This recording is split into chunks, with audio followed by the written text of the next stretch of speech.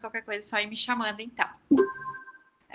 Como a doutora Clotilde falou, então eu trabalho ali na Organização de Procura de Órgãos, que é a OPO da Santa Casa, a OPO 1, e a gente vê a necessidade de falar nesse assunto, porque como OPO a gente atua não só dentro da Santa Casa, né, a gente acompanha mais de 20 hospitais da nossa abrangência, em todo o processo de doação de órgãos, né, desde aquelas etapas que vocês já acompanharam com a doutora Fernanda na aula dela, né, da questão do diagnóstico, né, então desde o início do protocolo até a entrega do corpo da família, a gente acompanha todas essas etapas dando suporte para a família, né, que a gente vê que é muito além de uma entrevista para doação, né, esse contato com a família, ele é muito importante que ele seja feito de uma forma adequada, né.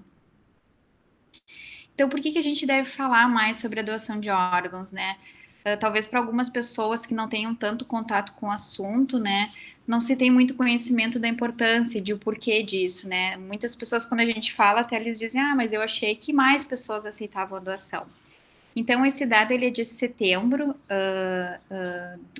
nós não temos ainda compilado o ano inteiro de 2020, né? Esse dado até setembro do ano passado, a gente tinha uma negativa de 37%, ou seja, 37% das famílias aqui no Rio Grande do Sul não aceitavam a doação de órgãos, né?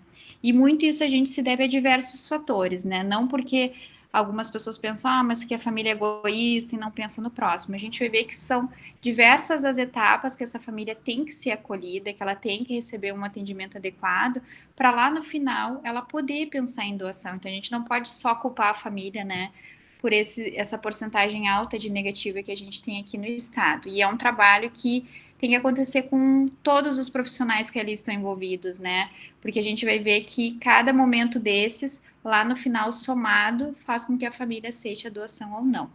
Essa é a lista de espera, então, que a gente tinha até setembro de 2020, né?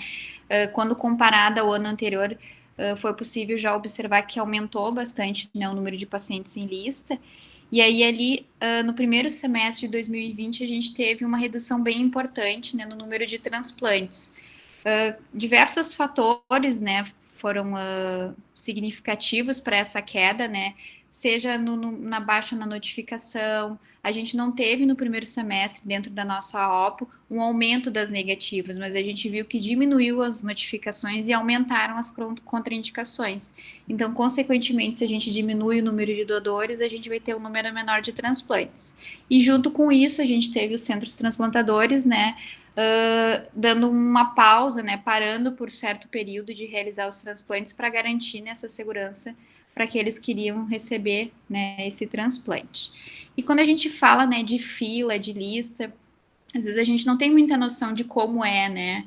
Dentro da Santa Casa a gente vivencia muito isso porque diversos pacientes que estão em lista vão nos visitar ali na OPA para saber como é que tá, para ver como é que eles podem ajudar nessas questões de campanha e a gente consegue observar como é difícil, né? A gente não tem noção quem precisa de um transplante de rim, quantas coisas eles deixam de fazer, né?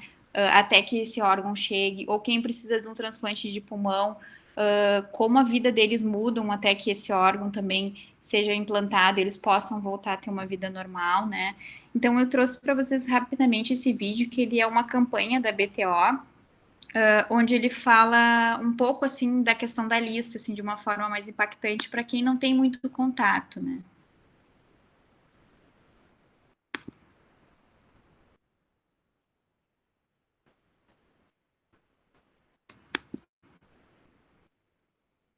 Ele não tem som, Simone, eu não estou ouvindo.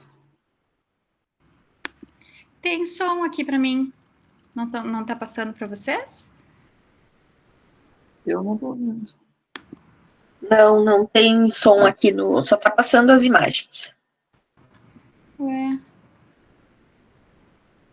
Deixa eu tentar passar assim, ver se vai.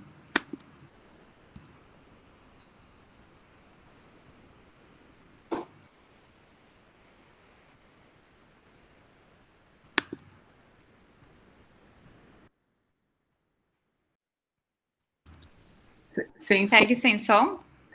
Segue sem som. Tá. Mas não faz mal. Eu passo depois no final, então. Eu abro ali no YouTube e passo para vocês. Pode ser? Pode. Pode.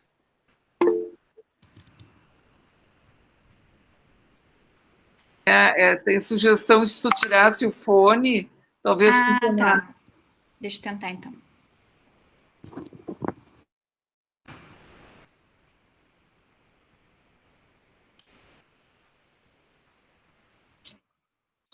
Nós continuamos sem ouvir.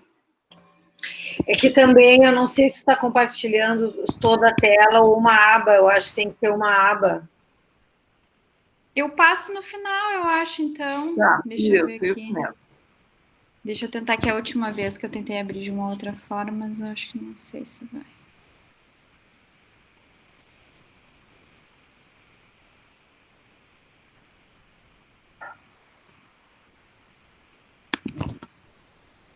Estão me ouvindo?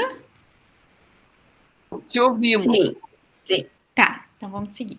Então, depois daquilo que a doutora Fernanda falou, que é a conclusão, né, da parte do diagnóstico de morte cefálica, o médico do hospital, ele comunica o óbito da família, então é uma responsabilidade do médico, mas a gente sempre acompanha quando ele disponibiliza essa opção, ou quando eles querem, a gente acompanha junto, porque muitas vezes, quando se dá a notícia da morte, a família já pergunta qual é o próximo passo, e aí, para não deixar a família esperando, a gente já tá ali junto, né?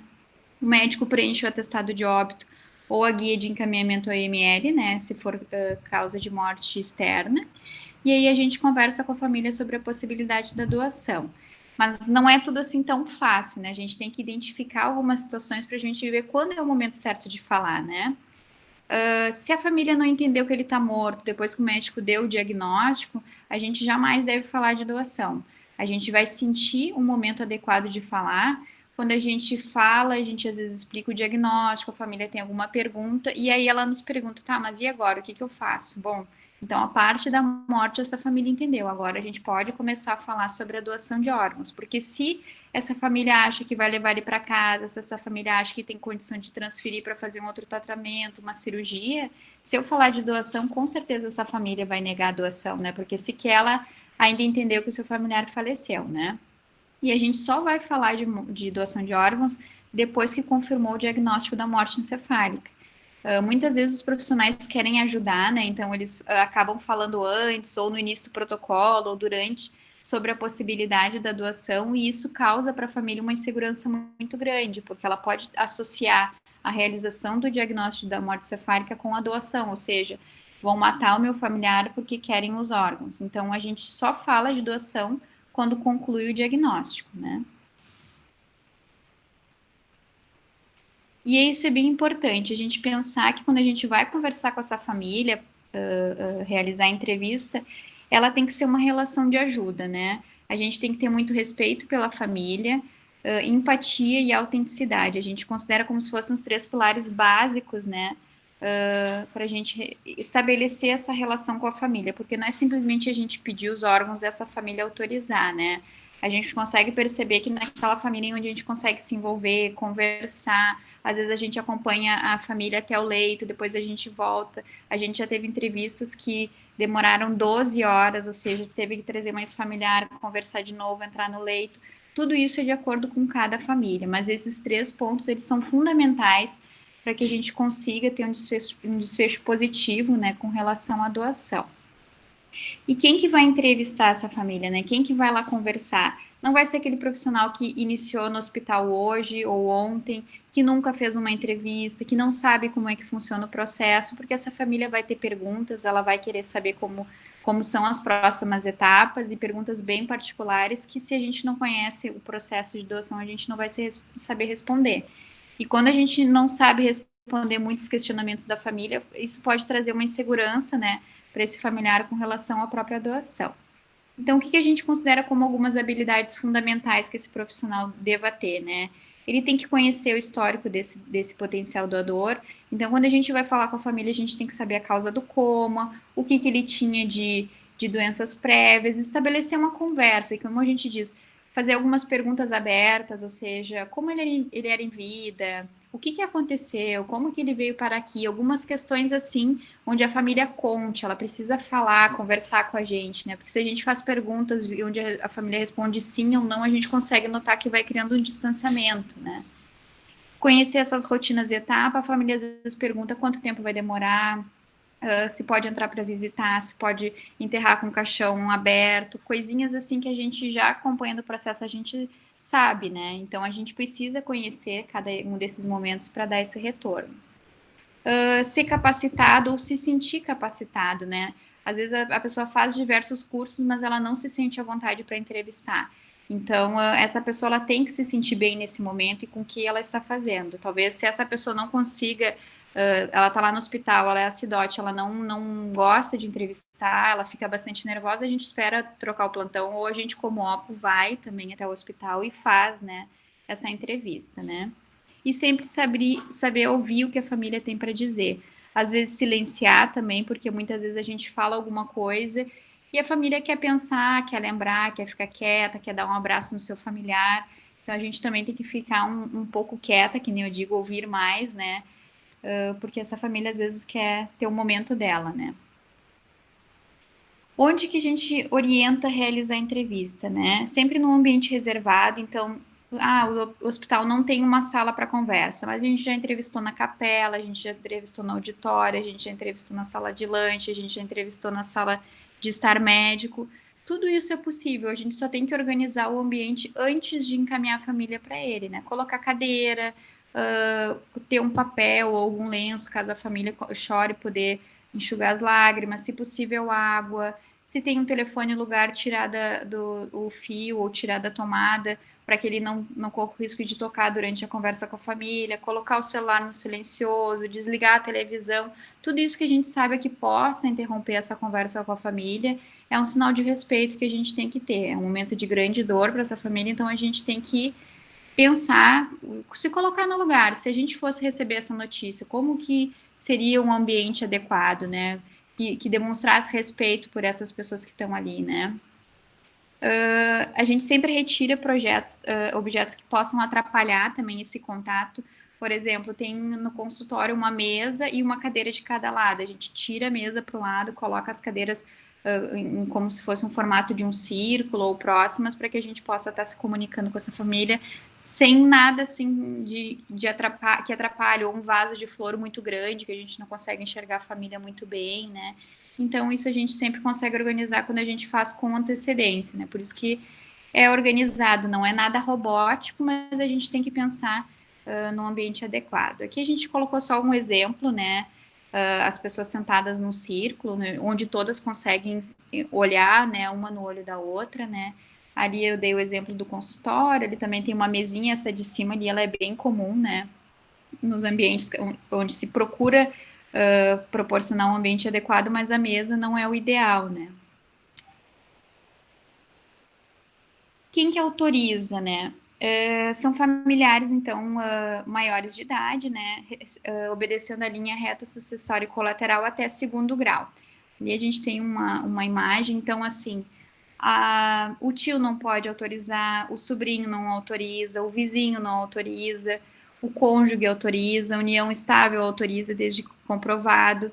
Então, essas situações a gente sempre tem que respeitar. Pai e mãe, quando é menor de idade, os dois têm que autorizar. Caso um não esteja ali no momento, vamos supor a mãe, o pai relata que a mãe foi embora quando a criança nasceu e deixou o filho para o pai criar. A gente precisa se certificar disso, né? Então, normalmente a gente leva esses casos para o juiz autorizar, porque a gente não sabe se aquilo que aquela pessoa está te trazendo ali é realmente o que aconteceu. De repente, essa mãe faz um mês que não tem notícias do filho, o filho fugiu com o pai, a gente não sabe do contexto histórico, né? Então, sempre tudo que fugiu que está na lei, né, a gente sempre vai procurar um juiz para ele nos dar esse parecer, né? Ou daqui um pouquinho a gente já teve casos de a mãe autorizar, mas o pai estava no presídio, aí a polícia vai lá e leva o termo para eles assinar, ou se está em outra região, que é fora de Porto Alegre, a gente faz contato com as OPOS da região, para que essas nos auxiliem levando o termo para esse pai autorizar também. Mas o que a gente sempre tem que cuidar é que menor de idade necessita da autorização, então, do pai e da mãe, e tudo que não for de segundo grau, a gente sempre vai pensar em recorrer ao juiz. A gente já teve um caso de um sobrinho, que só tinha o sobrinho também, e aí essa situação foi levada para o juiz e o juiz veio autorizar. É um plantão 24 horas, então a gente não costuma ter essa demora para o retorno, em torno de umas 2, 3 horas eles nos dão retorno, e de todos os processos que a gente teve aqui, nenhum foi como negativa para doação, todos foram favoráveis, né? Quais são as principais dúvidas que as famílias nos trazem? E essas são aquelas perguntas que são importantes que o profissional que vai conversar com a família, ele saiba responder, né? Se é um procedimento longo, tem famílias que acham que pode demorar 2, 3 dias, tem famílias que não querem esperar 4, 5 horas, então é muito diferente de uma família para outra.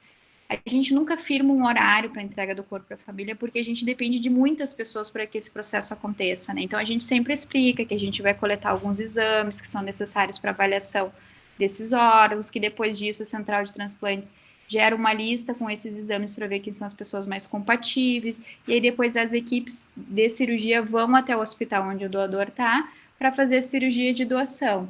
E aí a gente diz uma média de tempo que costuma demorar, né, dentro do local onde ele está, porque, por exemplo, se esse doador estiver lá em Montenegro, provavelmente esse processo vai ser um pouquinho mais demorado, porque tem todo o deslocamento. Mas a gente não consegue firmar um horário com essa família. O que a gente tem feito, né, desde o início das nossas atividades, e é bem positivo, a gente fornece o nosso número, né, de contato, e a família nos manda um WhatsApp, ou nos liga, nos pergunta qualquer dúvida, e a gente também vai avisando ali como que o processo está andando, e para as famílias isso tem sido bem bom. Se haverá alguma desconfiguração do corpo, né, então a gente avisa que é um procedimento cirúrgico como qualquer outro, existe uma incisão no tórax, no abdômen, é fechado com pontos, é feito um curativo, a pele que é retirada aquela camadinha fininha que se descasca do sol, então não tira músculo, não fica parecendo osso, né, e mesmo assim ela é retirada do tórax, do abdômen, das pernas, né, não é retirado do rosto, pescoço, nem braço. A córnea, a gente explica que é retirado todo o globo ocular, mas é feito um implante, e o olho fica colado, ou seja, não fica nada também visível ou aparente durante o velório. As famílias tendem a questionar também se isso tem algum custo para a família que vai doar, então aqui no Brasil a gente tem esse processo 100% SUS, tanto da doação como transplante, isso é muito positivo, né? Mas é importante que as famílias saibam que não pode ser cobrado nada mais por ser doador, e principalmente nas funerárias. Esse processo de a gente disponibilizar o nosso número fez com que a gente tivesse muito contato com as funerárias, porque infelizmente, quando as famílias procuram elas para organizar os trâmites funerais, algumas funerárias cobram um valor adicional por ser doador. E aí a família entra em contato com a gente liga para a funerária, explica, conversa, né? E aí eles acabam não cobrando. Infelizmente tem alguns entraves aí, né, que a gente consegue organizar, mas que é desfavorável a doação, né? Porque tem famílias que acabam conversando com a funerária antes, e se tem um retorno desses, acabam nem aceitando a doação, né? As famílias também questionam se todos os órgãos doados vão ser utilizados. A gente avisa que com esses exames a gente consegue, então, ver a possibilidade de órgãos para transplante, né? Mas que em algumas situações é realizada alguma biópsia, né? Que o resultado dessa biópsia fica pronto depois da captação, e que dependendo desse resultado pode ser que aquele órgão não seja utilizado, né? Essa é uma questão também que as famílias perguntam bastante, se elas podem conhecer quem que recebeu o órgão, né? E na nossa legislação, então, é uma doação anônima, né? Esse órgão ele é doado para o Estado, que faz esse regimento de quem vai receber, mas a gente não tem conhecimento, nem nós mesmos que trabalhamos com a parte da doação, para onde esse órgão vai, quem que vai receber.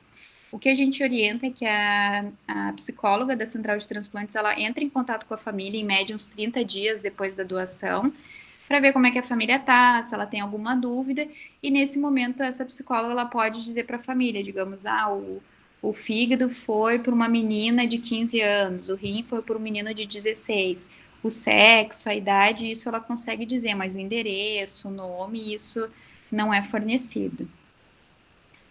Se ele vai sofrer alguma dor, né, já que o coração ainda está batendo, a gente sempre explica, né, que existe o anestesista em sala sim, mas é só para manter a questão hemodinâmica e ventilatória do paciente, né, ele não faz nenhum sedativo para o paciente, né, mas é só para manter o coração batendo até ali o momento da cirurgia de remoção, né.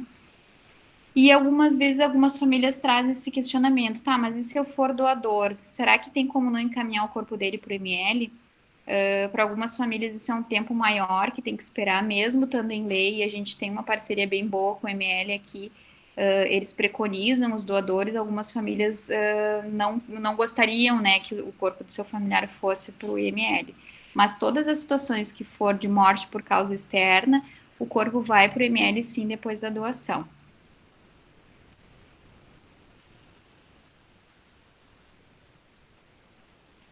E aqui são os principais motivos que a gente tem de negativa, né, das famílias. O desconhecimento do desejo do potencial doador. Então, esse ainda acho que é o que mais prevalece, né, pela falta de diálogo, né, em casa. A gente sabe que é o familiar que autoriza e muitas vezes esse paciente que vem a falecer, ele não conversou em casa sobre o que ele gostaria, né, se ele queria ser doador ou não. Às vezes, no máximo, eles falam se queria ser cremado ou não, né. E o que é importante, assim, que a gente tem notado que quando não tem essa conversa, muitas vezes o familiar tenta lembrar o que aquela pessoa falou que poderia estar relacionado com a morte. E muitas vezes é alguma coisa que se falou na brincadeira e que a família tende a aceitar pela não doação, que nem ele falou que quando ele morresse, ele ia chegar no céu e ia fazer uma festa com o fulano de tal que já morreu. Só que se doar córnea, ele não vai enxergar e não vai saber quem é o fulano de tal. Então, coisas assim que às vezes a gente acha que não é possível de se pensar, mas naquele momento é o que o familiar consegue raciocinar, né, relacionado à possibilidade da doação. Então, por isso que as campanhas sempre trazem a questão da conversa, do diálogo, né. Potencial doador contrário em vida. Então, tem bastante mito ainda relacionado à doação, por isso que a gente sempre estimula bastante essa comunicação em empresas, em escolas, faculdades, onde a gente puder ir falar sobre o assunto, acho que é muito importante, porque essas situações assim de desconhecimento podem muitas vezes fazer com que aquela pessoa diga que não queira ser doador por medo, né? Medo de às vezes internar no hospital e alguém vai tirar os órgãos e ele vai estar vivo.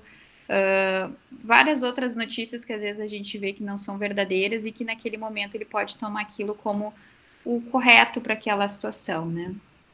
Familiares indecisos, então às vezes a gente tem um familiar que quer, um familiar que não quer, a gente sempre procura saber o porquê daquele que não quer, né, para de repente ver se há alguma dúvida, alguma coisa que a gente possa esclarecer, mas a gente sempre disponibiliza esse ambiente adequado e confortável para esses familiares ficarem sozinhos e conversarem, porque de repente se a gente ficar ali em cima e conversando, talvez aquela pessoa não vai conseguir conversar, né, com o seu familiar.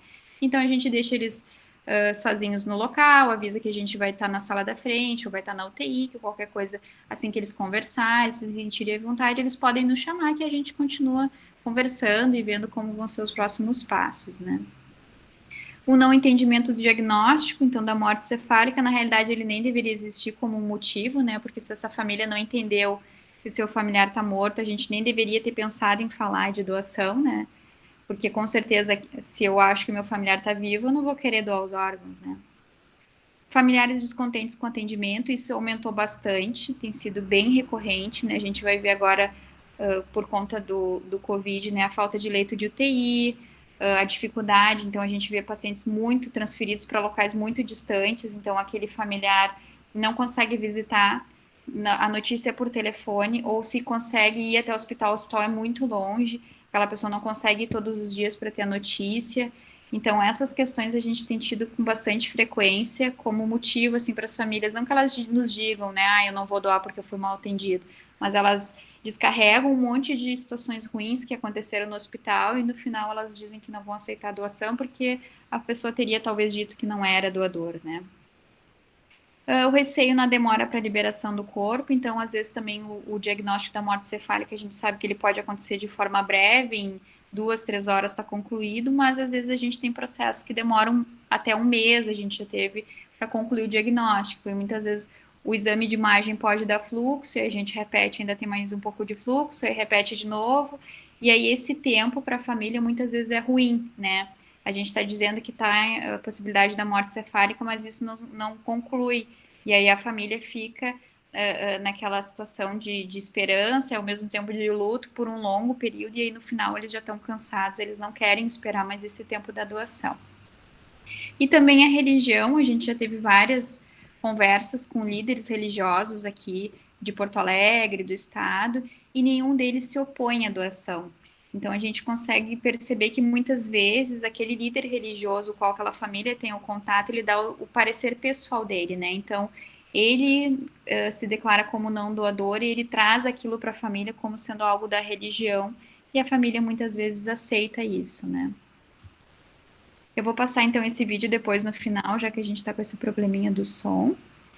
Então é importante a gente sempre lembrar que a doação ela é uma opção e não um convencimento, porque muitas vezes as pessoas perguntam, mas o que que vocês fazem, né, para convencer a família? Não, a doação ela é um resultado de tudo isso que a gente viu, né, de todo esse acolhimento que a família teve desde a chegada no hospital, né? Então a gente não está lá para convencer, a gente está para ajudar a família naquele momento de dor, né?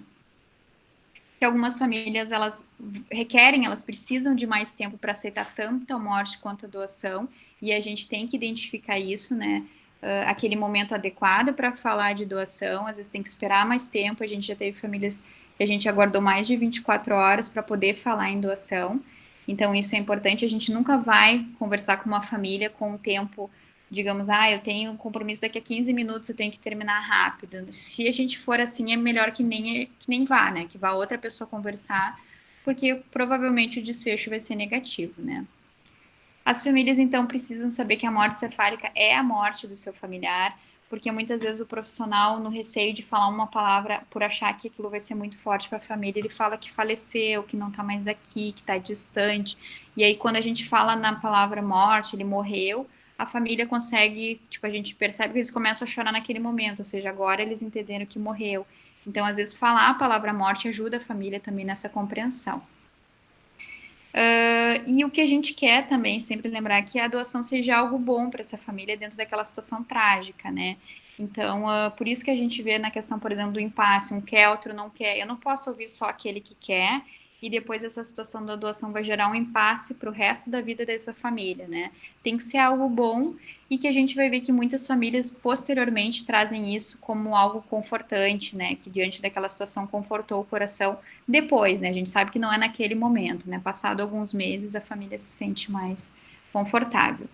E lembrar que a gente sempre vai apoiar a decisão da família, seja qual for, né? Não é porque não quis a doação que a gente não vai ajudar, que a gente vai deixar esperando mais tempo.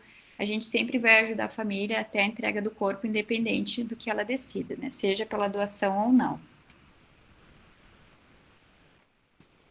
Opa, agora passou muito rápido. Peraí. Desculpa.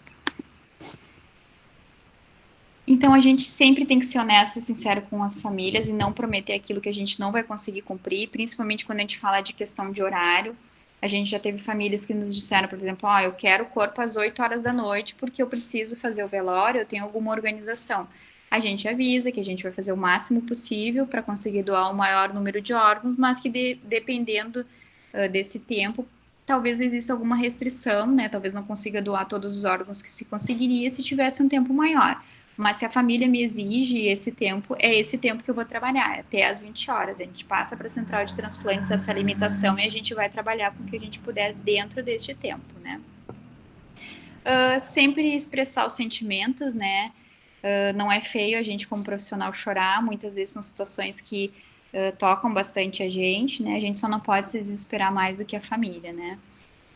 Sempre permitir que a família fique próximo, então, desse paciente que veio a falecer o maior tempo possível. A gente sabe que agora com a questão do Covid isso também ficou bastante difícil, porque muitas vezes a visita não é nem permitida, então o familiar viu ele bem em casa e desde que internou há 10, 15 dias não teve mais contato, não viu ele e eu tô falando que tá morto. Então, às vezes a gente abre a porta, nem que seja para ele olhar, tem hospitais que fazem aquela visita guiada para que ele consiga enxergar o seu familiar, mas sempre que possível, mesmo que paramentada, a gente sempre tenta que esse familiar consiga se despedir no leito e a gente consegue perceber que esse momento ele é bem crucial. Muitas vezes a gente faz essa aproximação antes até de falar da doação, porque a gente consegue notar que a família precisa disso, né, para pensar nos próximos passos seguintes, né.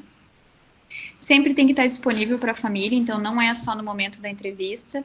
Como eu disse, a gente fica à disposição com o telefone e a gente percebe que muitas vezes depois da entrevista é que surgem algumas dúvidas, provavelmente algum familiar faz alguma outra pergunta e eles não sabem responder, eles nos perguntam, mas é bem tranquilo, assim, é bem positivo. demonstrar sempre que a gente está preocupada e então ir atento com essas necessidades da família, isso também é bem importante para a família, né? E sempre se certificar que essa família está sendo tratada com respeito, né? Seja lá dentro do hospital, seja pela funerária, em todas essas etapas seguintes, né? E nunca, né, pessoal, nunca falar com a família à beira-leito, ou seja, nunca conversar sobre doação de órgãos ali do lado do paciente que acabou de falecer. Para a família isso é muito difícil, né? Então, aquele momento que ela tá ali, que ela tá se despedindo, às vezes a gente deixa inclusive a família sozinha, espera do lado de fora do box ou do lado de fora da cortina e deixa esse momento para a família, né? Nunca evitar os familiares, isso também é bem importante. Às vezes a gente consegue observar dentro da UTI que quando se fala em morte cefálica e vai entrar o familiar, todo mundo foge, porque tem medo que a família vá fazer alguma pergunta e eles não saibam responder. E às vezes muitas é saber por que está pitando o monitor, se teve febre, ou se vai fazer alguma pergunta que a gente não sabe, pode dizer, depois o profissional vai lhe explicar, porque isso eu não sei lhe dizer nesse momento, mas nunca fugir, né, da família. Nunca falar que entende como eles estão se sentindo naquele momento, porque aquela perda, ela é única daquela pessoa, né? A gente perder um pai para mim é de um jeito, para outra pessoa é de outro. Aquela pessoa que faleceu, ela tem um papel na vida de cada um de uma forma diferente. Talvez para um familiar ele é o pilar, para outra pessoa eu já nem tinha muito contato, já não era muito importante. Então a gente não tem como saber como que aquela pessoa tá passando por aquele momento, né? Nunca diga que milagres não existem. A gente já teve um processo em que a profissional falou para o familiar que o familiar insistia em milagre, ela disse que milagres não existiam, então foi um momento bem ruim, que criou um obstáculo muito grande de comunicação depois com a família. Então, a gente teve que esperar um tempo maior, essa profissional saiu, e aí a gente conseguiu conversar com a família, e aí se tomou um outro trajeto a conversa, né? Mas dizer que milagres não existem, a gente não pode dizer. O que a gente costuma conversar é que milagres existem e enquanto existe vida, né? No momento que não existe mais a vida, esses milagres eles são a gente não costuma ver, a gente nas nossas experiências a gente não vê, né? Nunca dizer o que eles têm que fazer, porque isso pode trazer futuramente algo no sentido de que eu só aceitei a doação porque eles me disseram que era bom e agora não está sendo, né? Nunca espere que a família tenha reações lógicas, então, às vezes a família chora, às vezes a família ri, às vezes a família quer sair, às vezes a família quer entrar no leito, às vezes o familiar sai correndo, a gente já teve familiares que saíram correndo, tentaram se atirar na frente do carro que estava passando, então tudo isso a gente tem que cuidar, a gente tem que estar sempre perto dessa família nesse momento da abordagem, porque a gente nunca sabe como que vai ser essa reação depois de falar da morte, né?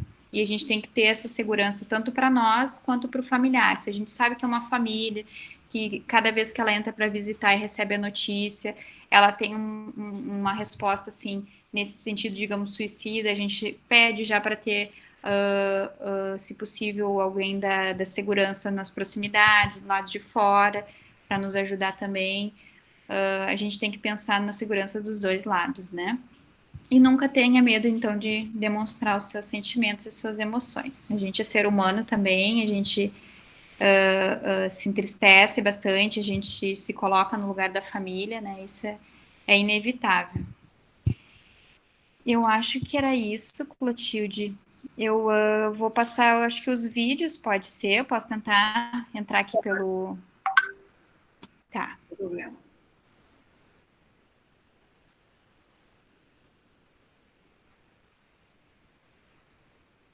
Deixa eu ver aqui.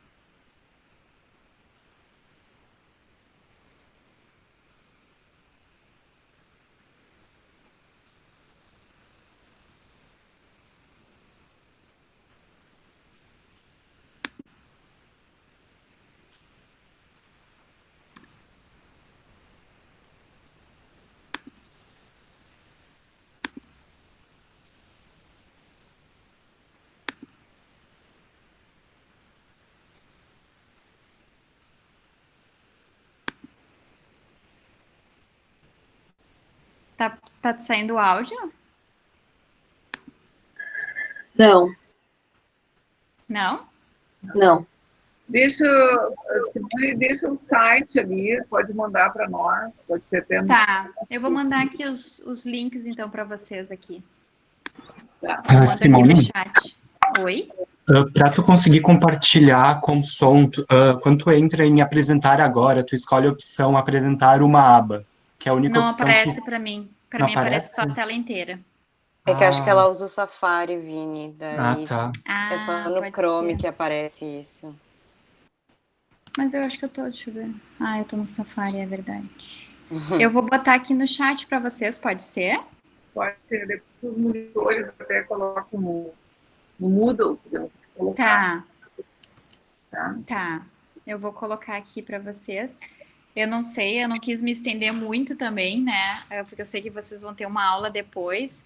Mas o que eu digo assim é que não existe uma receita de bolo, né? A gente não vai conversar com uma família milimetricamente o que cada um vai falar em que momento, né?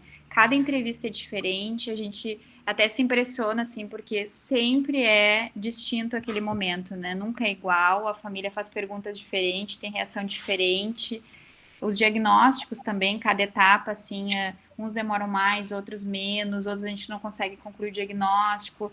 Então, assim, cada situação dessas tem uma peculiaridade e a gente tem que estar disponível a estar com essa família em todos esses momentos, né?